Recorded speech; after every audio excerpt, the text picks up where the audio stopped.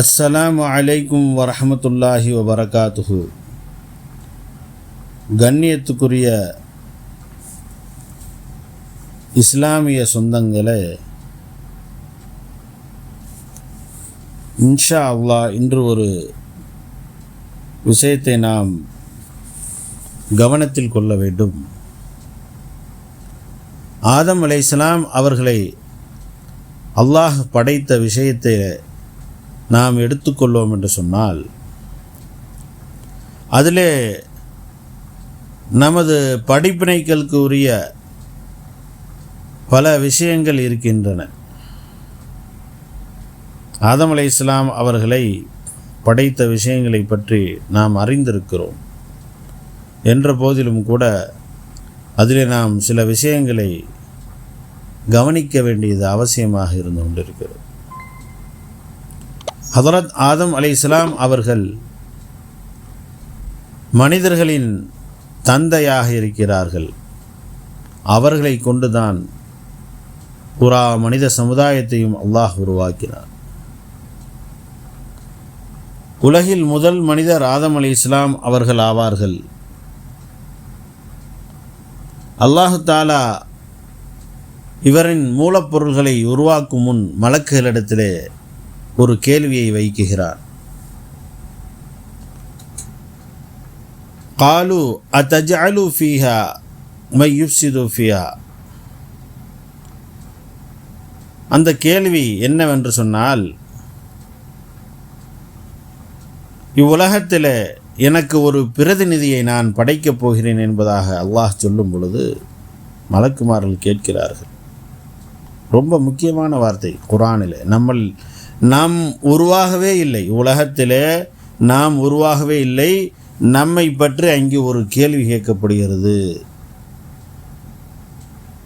3 விஷயங்களை முன்வைக்கிறார்கள் மலக்குமார்கள். காலு அத்தஜஅலு ஃபீஹா மை யுஃப்ஸிது ஃபீஹா. இவ்வுலகத்திலே குழப்பங்களை விளைவிக்கக்கூடிய இந்த மனிதனையா படைக்கப் போகிறாய்? உலகத்திலே சண்டை போட்டுக்கொண்டும் இரத்தங்களை ஓட்டிக்கொண்டும் இருக்கக்கூடிய மனிதன் என்பதாக, குழப்பங்கள் செய்யக்கூடிய மனிதர்கள் என்பதாக மலக்குமார்கள் நம்மை படைப்பதற்கு முன்பதாக நம்மளை பற்றி சர்டிஃபிகேட் கொடுக்கிறார்கள். மலக்குமார்களுக்கு தெரிந்திருக்கிறது, மனிதனை படைப்பதற்கு முன்பதாக அல்லாஹ் ஜின் வர்க்கங்களை படைத்திருந்தான். அவர்களை உலகத்திலே உலாவ விட்டிருக்கும் பொழுது அவர்கள் சண்டைகள் போட்டுக்கொண்டும் குழப்பங்கள்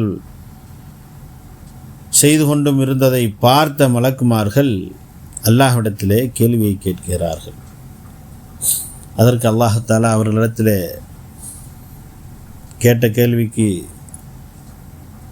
ஒரு பதிலை அல்லாஹ் சொல்லி முடித்து விட்டான். இன்னி அஅலமு மா லா தஅலமூன். நான் அறிந்தவனாக இருக்கிறேன், நீங்கள் அறிய மாட்டீர்கள் என்பதாக அல்லாஹ் சொல்லிவிட்டு மனிதனை படைக்கக்கூடிய வேலையிலே அல்லாஹ் தஆலா ஆரம்பித்து விட்டான். பிறகு அல்லாஹ் தஆலா மண்ணை பிசைந்து உருவம் அமைத்து அதில் அல்லாஹ் தஆலா ரூஹை ஊதினான். அப்பொழுதே உயிர் பெற்றெழுந்த முழு மனிதராக ஆதம் அலைஹிஸ்ஸலாம் அவர்கள் வந்துவிட்டார்கள். இவருக்கு சஜிதா செய்யும்படி அல்லாஹ் தஆலா உத்தரவிடுகிறார். வைது கால ரப்புக லில் மலாயிகதி இன்னி ஜாயிலுன் ஃபில் அர்தி ஹலீஃபா. இந்த விஷயத்தை அல்லாஹ் தஆலா மலக்குமாரிடத்தில் மனிதனை படைக்கத்தான் போகிறேன் என்பதாக உங்களிடத்தில் கேள்வி கேட்கும் பொழுது, அப்பொழுது ஒரு விஷயத்தை நாம் விளங்க வேண்டும். இந்த மனிதனை கண்ணியப்படுத்தக்கூடிய ஒரு வேலை இந்த மலக்குமார்களுக்கு இருக்கிறது என்பதை அவர்கள் உணர்ந்திருக்கிறார்கள். அல்லாஹ் இந்த ஆதம் அலைஹிஸ்ஸலாம் அவர்களுக்கு சஜிதா செய்யுங்கள் என்பதாக சொன்ன உடனேயே அனைத்து மலக்குமார்களும் சஜிதாவிலே விழுந்து விட்டார்கள். இதில் ஒரு விஷயத்தை நாம் கவனிக்க வேண்டும். சஜிதா செய்யக்கூடிய ஒரு அந்த ருக்குன் அமல் இருக்கிறதே, அல்லாஹ்வை வணங்குவதற்காக வேண்டி மட்டும் நாம் செய்யக்கூடிய அமல். இதை எப்படி ஒரு மனிதருக்கு சஜிதா செய்யலாம் என்பதாக ஒரு கேள்வி நமக்கெல்லாம் எழும்பலாம். ஒரு விஷயத்தை கவனிக்க வேண்டும். இந்த இடத்திலே அல்லாஹ் தஆலா ஆதம் அலைஹிஸ்ஸலாம் அவர்களுக்கு சஜிதா செய்ய சொன்னது அவர்களை கண்ணியப்படுத்துவதற்காக வேண்டி, அல்லாஹுடைய உன்னதமான அஷ்ரஃபுல் மஹ்லூகாத் சிறப்பான படைப்பை கண்ணியப்படுத்துவதற்காக வேண்டி செய்த ஒரு அமல் அங்கு சஜிதா. ஆதம் அலைஹிஸ்ஸலாம் அவர்களை வணங்குவதற்காக வேண்டி செய்யவில்லை. இது இந்த ஆதம் அலைஹிஸ்ஸலாம் அவருடைய படைப்பிலே நடந்த விஷயத்திலே நாம் கவனிக்கக்கூடிய ஒன்று. இரண்டாவது, அனைத்து மலக்குமார்களும் சஜிதா செய்து விட்டார்கள். ஒரே ஒரு மலக்கு, அவன் முஅல்லிமுல் மலக்கூத், அவன்தான் இப்லீஸ், அவன் மட்டும் சஜிதா செய்யவில்லை. அல்லாஹ்விடத்திலே மா மனக, எது உன்னை தடுத்தது, சஜிதா செய்வதிலிருந்து எது உன்னை தடுத்தது என்பதாக அல்லாஹ் கேட்ட பொழுது, அப்பொழுது சைத்தான் கூறினான், என்னை உயர்வான நெருப்பிலிருந்து என்னை படைத்திருக்கிறாய், இந்த மனிதனை தாழ்வான மண்ணிலிருந்து படைத்திருக்கிறாய், நான் உயர்வானவன், தாழ்வான இந்த மனிதனுக்கு எப்படி நான் சஜிதா செய்வது என்பதாக அவன் கூறினான். கண்ணியத்துக்குரிய அல்லாஹ்வுடையார்களே, இந்த இடத்திலே ஷைத்தான் ஒரு விஷயத்தை மறந்து விட்டான். இந்த இடத்திலே உயர்வு தாழ்வை பற்றி சிந்திக்கக்கூடிய நேரம் இல்லை. அல்லாஹ் சொன்ன கட்டளையின்படி அவன் அடிபணிவது அவசியமாக இருந்து கொண்டிருக்கிறது. சஜிதா செய் என்று சொன்னால் சஜிதா தான் செய்யணும், வேறு பேச்சுக்கு இடமே கிடையாது. தொழு என்றால் தொழுவணும், நோன்பு என்றால் நோன்பு வைக்கணும். இதில் கேள்வி எதுவுமே கிடையாது. இதில் ஒரு இரண்டாவதாக ஒரு விஷயத்தை நாம் என்ன விளங்க வேண்டும் என்று சொன்னால், ஷைத்தான் அங்கு வழிகெடுக்கப்பட்டு விட்டான், அல்லாஹுக்கு மாறு செய்து விட்டான். ஷைத்தானுக்கு முன்னதாக ஒரு ஷைத்தானே கிடையாது. அப்பொழுது ஷைத்தானை யார் வழிகெடுத்தது? அந்த இடத்துல ஷைத்தான் தன்னுடைய நப்சால் வழிகெடுக்கப்பட்டான். அப்போ ஷைத்தானை விட மிகப்பெரிய ஒரு விஷயம் மனிதர்களை வழிகெடுக்கக்கூடிய ஒரு விஷயம் இருக்கிறது என்று சொன்னால் நப்சாக இருந்து கொண்டு இருக்கிறது.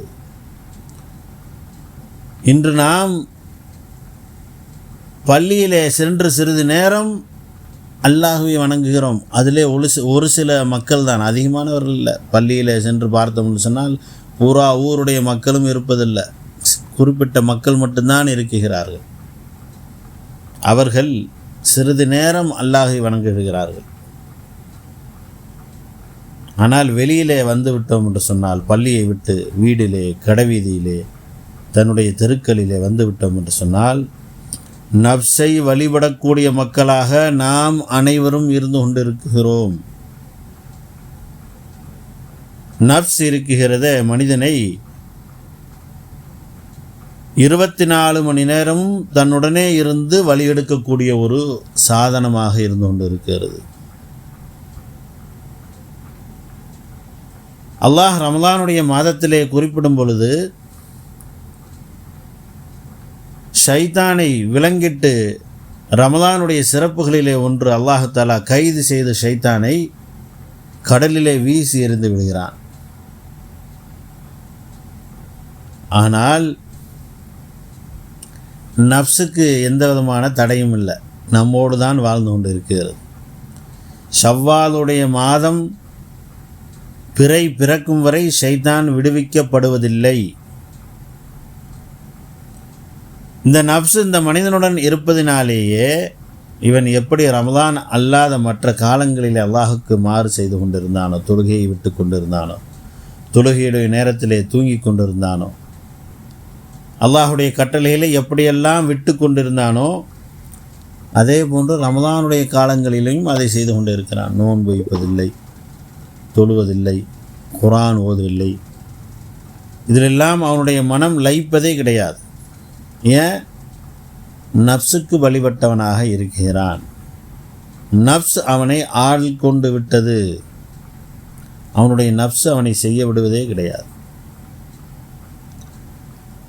அப்போ ஷைத்தானையே கெடுத்த மிகப்பெரிய ஒரு சாதனம் நம்முடன் இருந்து கொண்டே தான் இருக்கிறது. அதனால்தான் ரமலானுடைய மாதத்திலேயும் மனிதன் வழிபடுவதற்கு, அல்லாஹிற்கு பயப்படுவதற்கு தயங்குகிறான். ரமலானிலேயும் அல்லாஹிற்கு மாறு செய்கிறான்.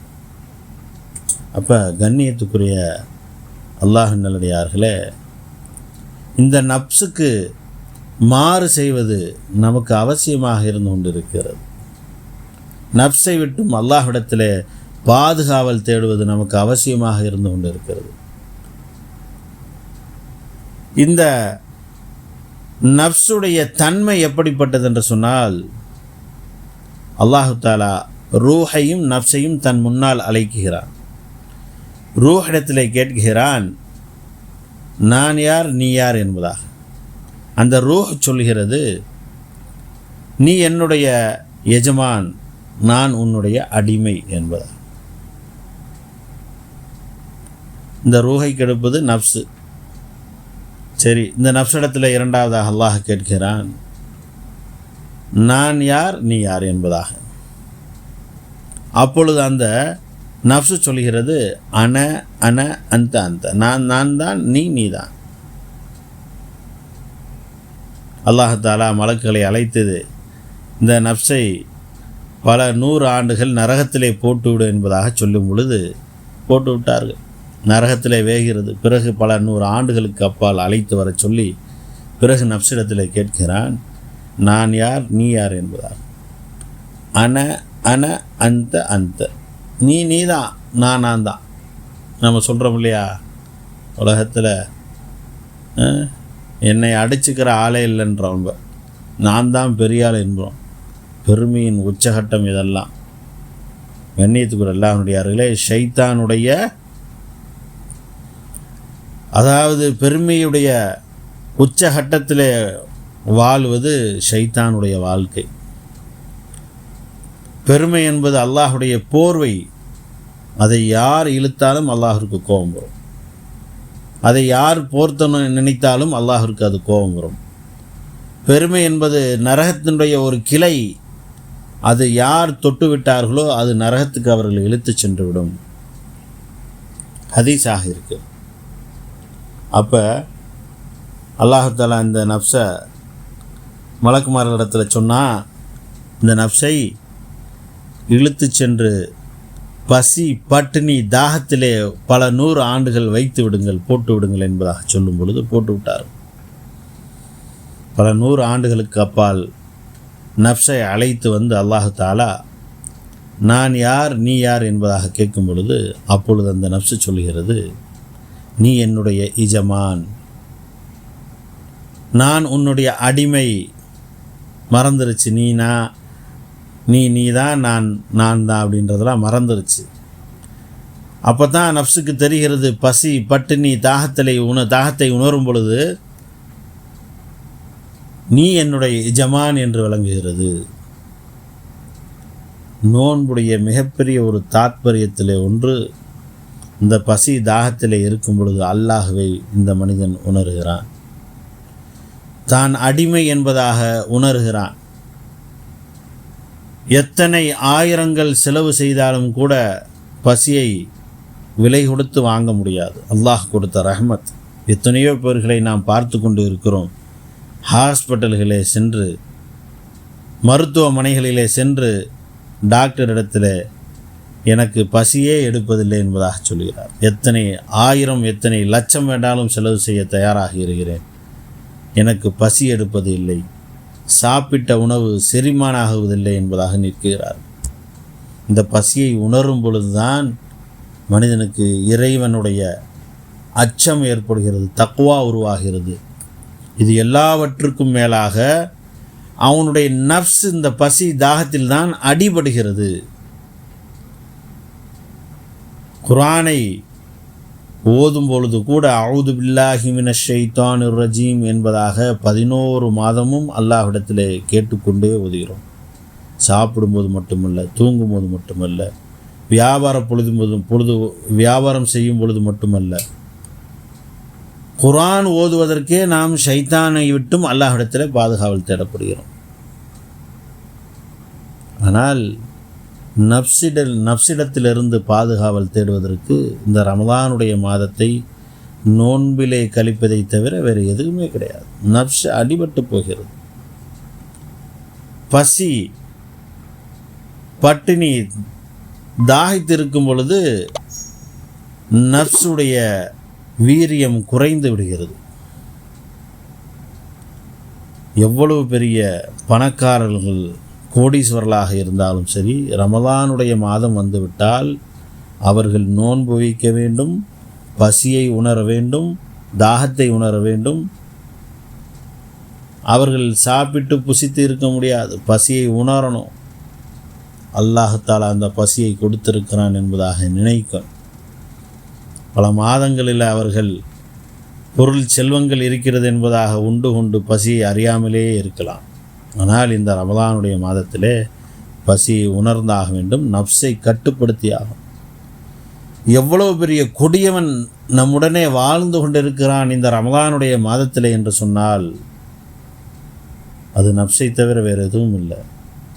அந்த கொடிய நப்சிடத்திலிருந்து பெருமானார் ஸல்லல்லாஹு அலைஹி வஸல்லம் அவர்கள் கூட பாதுகாப்பு தேடியிருக்கிறார்கள். மூன்றாவது விஷயம், கொடிய நப்ஸ் என்பதாக எதற்காக வேண்டி சொல்கிறேன் என்று சொன்னால், ஷைத்தானை கெடுத்தது இந்த நப்ஸ், அது ஒரு விஷயம். பிறகு ஷைத்தான் அல்லாஹ்வுடைய மஜ்லிஸிலே இருந்து கொண்டு இருக்கிறான், மலக்குகளுடைய மஜ்லிஸிலே இருந்து கொண்டு இருக்கிறான். அல்லாஹ்விற்கு முன்னால் அல்லாஹ்வை பார்த்து கொண்டு இருக்கக்கூடிய சூழ்நிலையிலையும் கூட அவனுக்கு மாறு செய்வதற்காக வேண்டி தூண்டியது இந்த நப்சு தான். அப்போ அது எவ்வளவு பெரிய ஒரு கொடூரமான ஒரு ஜந்து, எவ்வளவு பெரிய கொடூரமான ஒரு விஷயம் என்பதை, ஷைத்தானை விட கொடூரமானது என்பதை அன்னலம் பெருமானார் ஸல்லல்லாஹு அலைஹி வஸல்லம் அவர்கள் உணர்ந்திருக்கிறார்கள். அதைத்தான் அல்லாஹ்விடத்திலே கேட்டார்கள், வலா தக்லினி நப்சி மின் தரஃபத் ஐன், யா அல்லாஹ், என்னை என்னுடைய நப்சிடத்திலே கண் இமைக்கும் நேரம் கூட ஒப்படைத்து விடாதே என்பதாக அல்லாஹ்விடத்திலே பெருமானார் ஸல்லல்லாஹு அலைஹி வஸல்லம் அவர்கள் பாதுகாவல் தேடினார்கள். எனவே அன்பிற்குரிய இஸ்லாமிய சகோதரர்களே, இந்த ரமலானுடைய மாதத்திலே நாம் நோன்பு வைப்பது, தொழுவது, குர்ஆன் ஓதுவது, சதகாக்கள், ஜகாத்துகள் செய்வது, இந்த அமல்கள் மட்டும் இல்லாமல் நப்சுடைய தீங்கை விட்டும் அல்லாஹ்விடத்திலே பாதுகாவல் தேடி, இது அத்தனையும் ஒரு செகண்டில் நப்ஸுக்கு எடுத்துவிடும். நோன்பு வைத்திருப்பார், ஜகாத் கொடுத்திருப்பார், அத்தனை ரமலான் மாதத்தில் முழுமையாக தன்னை கட்டுப்படுத்தி இருந்து இருப்பார். ஆனால் தன்னுடைய நப்சின் காரணமாக தன்னுடைய வாயை கட்டுப்படுத்தாமல் பிறரை பற்றி குறை பேசி, பிறர்களை பற்றி அவதூறுகள் பரவி பூரா நோன்பு அமல்கள் அத்தனையும் கெடுத்து விடுவார். ஆகினால் இந்த ரமலானுடைய மாதத்திலே இந்த அமலே நம்முடைய இந்த ஒரு 30 நாளும் நப்சை கட்டுப்படுத்தக்கூடிய ட்ரைனிங் எடுத்து மீதி இருக்கக்கூடிய 11 மாதமும் இதே போன்ற அமல் செய்வதற்காக வேண்டித்தான். அப்போ தக்குவா நம்முடைய உள்ளத்தில் உருவாகிறோம், அல்லாஹுடைய பயம் வந்துடும். அந்த பயத்தின் காரணமாக நம்முடைய நப்ஸ் கட்டுப்படும். நோன்பு வைப்பதின் காரணமாக தக்வாவை அல்லாஹ் கொடுக்குறான். தக்வா கிடைச்சிருச்சுன்னு சொன்னால் நப்ஸ் அடியாகி போயிடும். ஆகையினால் அல்லாஹு தாலா இந்த ரமலானுடைய மாதத்திலே முழுமையாக நோன்பு நோற்று நப்சை கட்டுப்படுத்தி தக்வாவை பெற்று முழுமையாக அல்லாஹிற்கு அடிபணிந்து நடக்கக்கூடிய அல்லாஹுடைய நல்லடியார்களுடைய கூட்டத்திலே அல்லாஹு தாலா நம் அனைவர்களையும் ஆக்கி அருள் புரிவானாக. ஆமீன் ஆமீன் யா ரப்பல் ஆலமீன். அஸ்ஸலாமு அலைக்கும் வரஹ்மத்துல்லாஹி வபரகாத்துஹு.